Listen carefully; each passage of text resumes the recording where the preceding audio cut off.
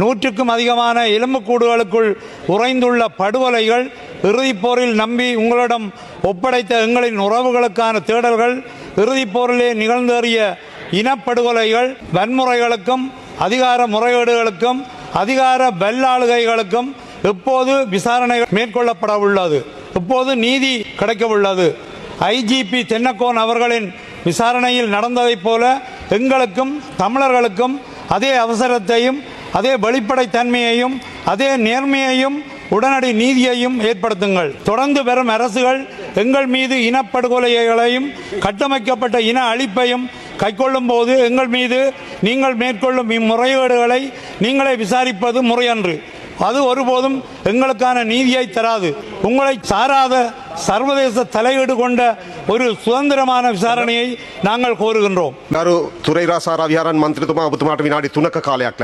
கௌரவ உறுப்பினர் அவர்களே, அரசியல் புல ஈடுபாடும் போது ගරු කතානායකතුමන් මූලස්ථානය සඳහා පැමිණෙනු ඇත.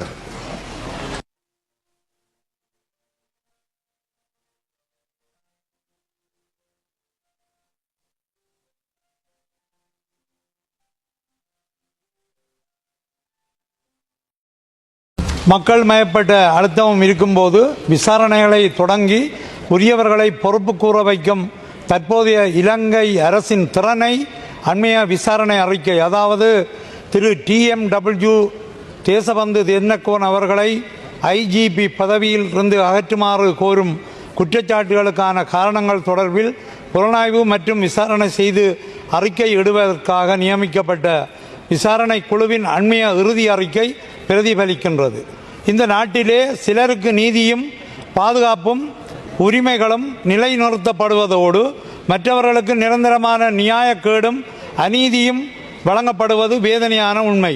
இந்த விசாரணையும் அதையே சுட்டிக்காட்டுகின்றது. அதிகார முறைகேடுகளுக்கு எதிரான இப்படியான விரைவான விசாரணைகள் தமிழர்களுக்கு எதிரான இலங்கை அரசின் வன்முறைகள் சார்ந்து இந்த நாட்டிலே நடைபெறுவதில்லை.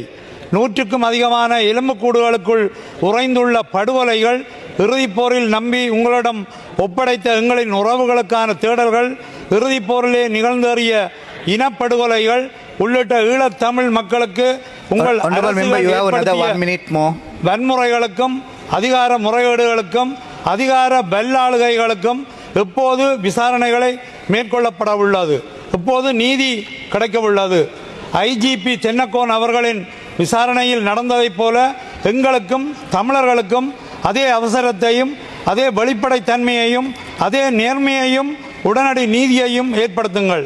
விசாரணைகளின் போது பிரதி போலீஸ் மா அதிபர் குணந்தாபடு நிசாந்த த சொய்சா அவர்கள் போலீஸ் சார்ஜன் உப்புல் கொல்லப்பட்டமையை மூலம் குற்றவியல் விசாரணை நடத்தப்பட்டமை தவறு என கூறியுள்ளமையும் வெளிப்படைத்தன்மையின் பொருட்டு வேறு ஒருவரை நியமித்து விசாரிப்பதே ஏற்புடையது என்றும் வாக்குமூலம் அளித்துள்ளார்.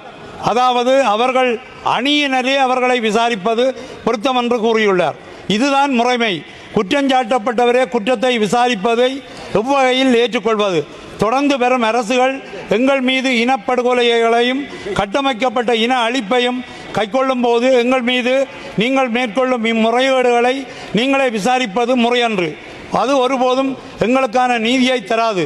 செம்மணி, புதைகுழி உள்ளிட்ட படுகொலைகளுக்கு நீங்கள் மேற்கொள்ளும் மௌனமே இதற்கு சான்று.